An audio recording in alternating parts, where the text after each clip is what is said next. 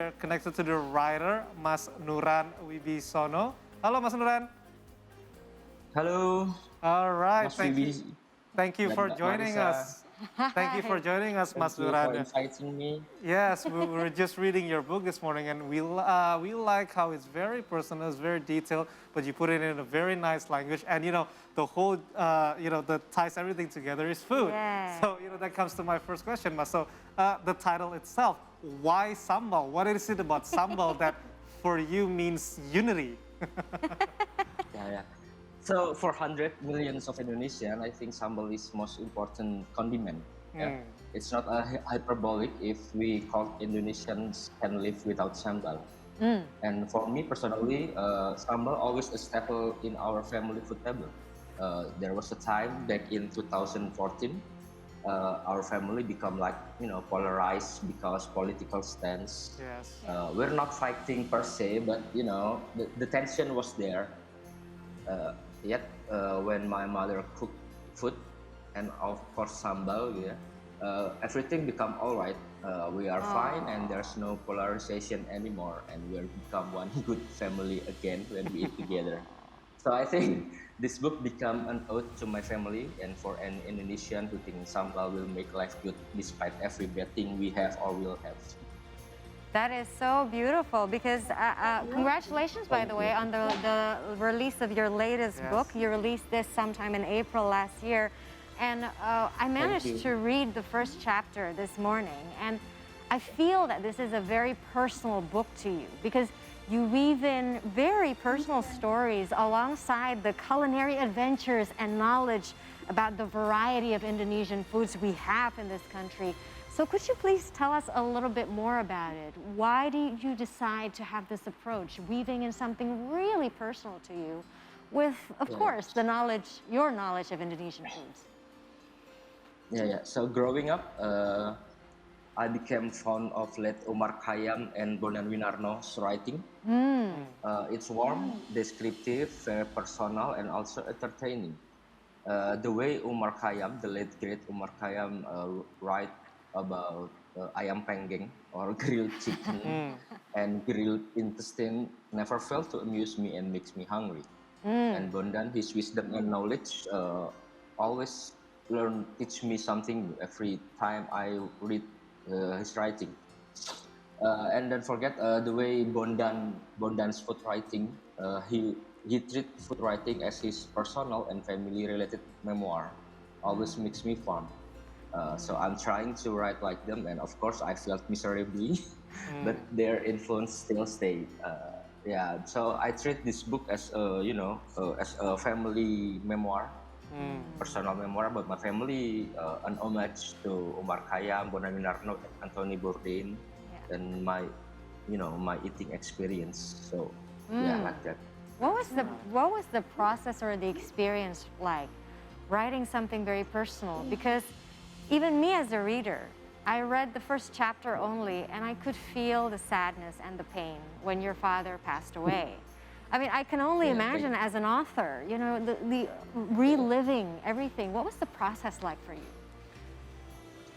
So I usually treat writing as a personal healing kind of activities. So when my father passed away in 2010, I usually wrote about food to remember him, because I grew up in a foodie family, and my father always took me to his favorite eating warung, and so I write a food to remember about him, and that's become like healing for me when I'm becoming sad because my father passed away in 2010. And yeah, it's not easy, but I'll go through it. Right, that's certainly a very personal and deep experience that you Yeah. have with the book. But I believe that this book is like the culmination of your experience in food and writing about food. You also have a blog, Kata Boga, a diary that you wrote with that you made for your wife. Can you tell us more about that? Is it a different experience than the book? Yeah, so I love cooking. My mother taught me cooking when I was like 5 or 6 years old. And for my family, cooking is like a basic family survival skill. Mm. And every person in our family must have it, whether you are a boy or a girl. Mm. So when I married, I also bring that hobby and become more serious later. So I split domestic work with my wife. I cooking and cleaning, cleaning the kitchen, and my wife cleaning the house because she loves to do it. But because I treat cooking as a personal routine. I never wrote about it seriously. I Mm. never wrote a post about it. And one day, my wife asked me, "Why you never wrote about your daily routine, daily cooking?" And so I thought, yeah, why not? And then, uh, beside what my wife asked me, a movie, 2009 movie called Julie and Julia. Oh my God, yes, of Inspired. course. Yeah, you know that film. Julia Yeah, Child. yeah, yeah. That's yep. That's one of my favorite film about food. And then Ah.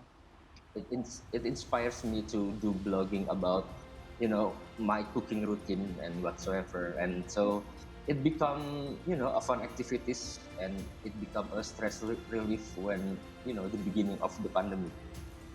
Yes. Oh my God. So, Mas Yeah, Nuran, yeah, you probably need yeah. to not miss a documentary about Julia Child that is recently Yep. released. So, if you Google that up, you'll Ah, find it. You will love I it should because I watch it. love it. Yeah, yeah. Yes, I see Thank you, that in your Marisa. I book. will watch it. Oh, yeah. It's my pleasure, Mas Nuran. So, here, I'm looking at the chapters of your book, right? You mention the food soto Banjar. Kemudian, there is Yeah. kuliner Betawi or food from Betawi. And then soto Pak Samsul, pizza, and you even go beyond Indonesia. You also mention the roughest restaurant in London, in Caribbean, and then your experience in Brick Lane.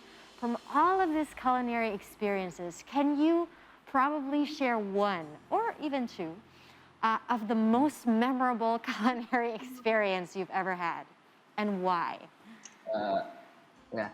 So when I was a child, my family, my father and mother used to take me to bakery, a small but warm bakery in my hometown, Jember. I came from Jember, a humble city, and there's a bakery called Wina. It exists since 1970s, I think, and it still exists until now. So when I get a good grades or my father's get his monthly payment, he always took me to that bakery, and that's when the first time I taste pizza. It's not a proper pizza kind of way. It's not.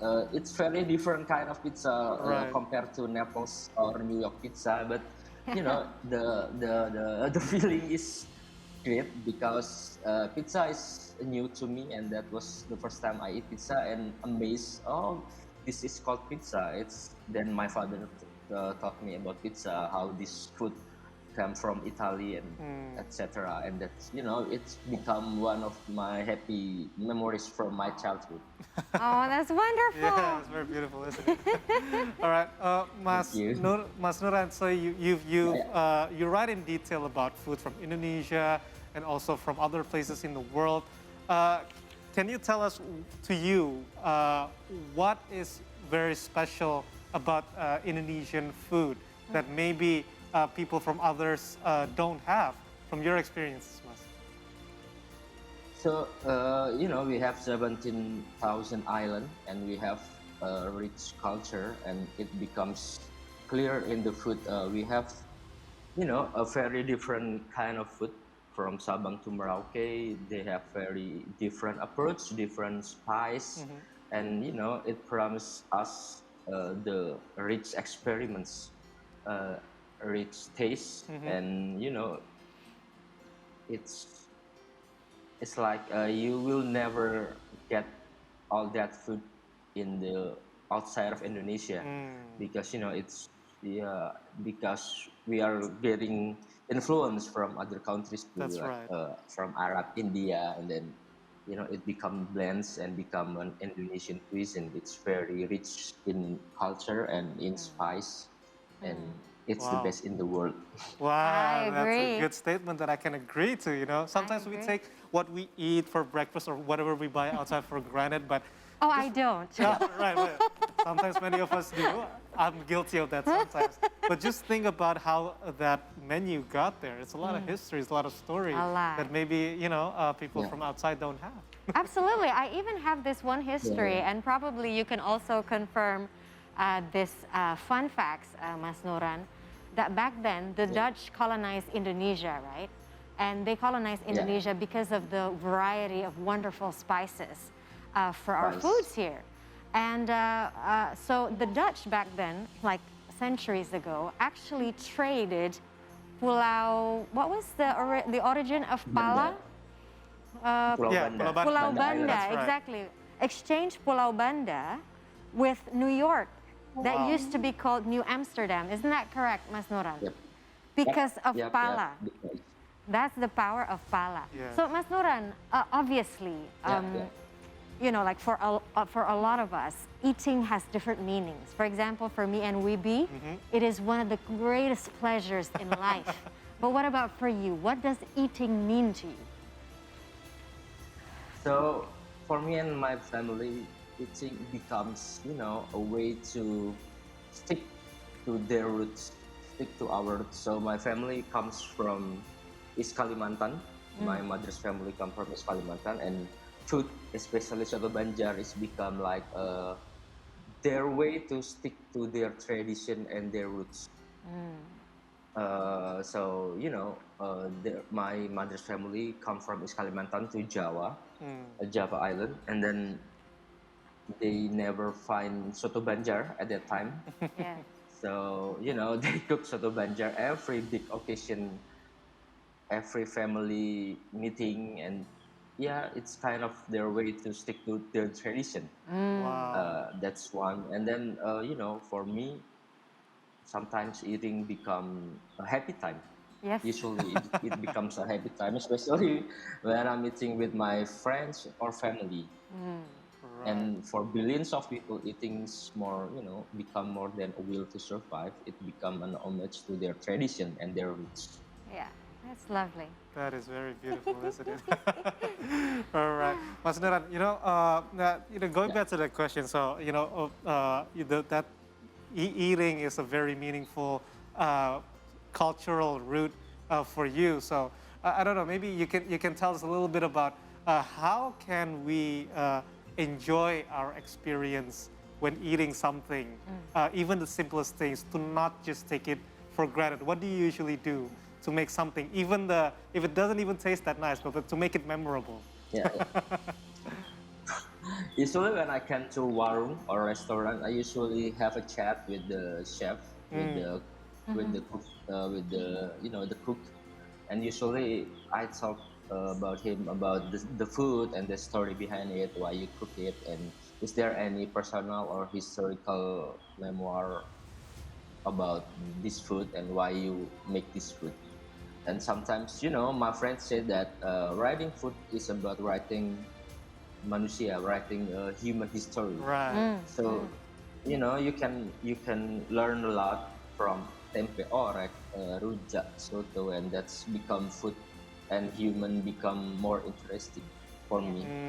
It's not a merely eating anymore. for That's me. right. So don't forget that the soul of the food is the one who Yeah. made it, and the story of the one who made it. Yeah. Absolutely. And actually, this is also a line from a Buddhist teaching that I came across, that when you look at the food or the drinks in front of you, think about the process, how the food or the drinks can get there. Right. The people who work really hard, the farmers, it's either Yeah. the tea farmers or even the kedelai, the soy farmers, they actually, there's a lot of hard work, there's a lot of love, there's a lot of energy to actually put that food or that drink in front of you. So that's a Right. very lovely philosophy that we can always apply in our daily lives when we are presented with food or we're enjoying our food. So where can we get Yeah. this book, Mas? I know that I have it here, So- but audience members would like to know, I would love to read this book. So you can buy it on Marketplace. and and many digital bookstore like Mojok Store. Mojok Store is a bookstore, one of the nicest bookstore digitally, and you Right. can buy on Instagram, their Instagram and marketplace everywhere.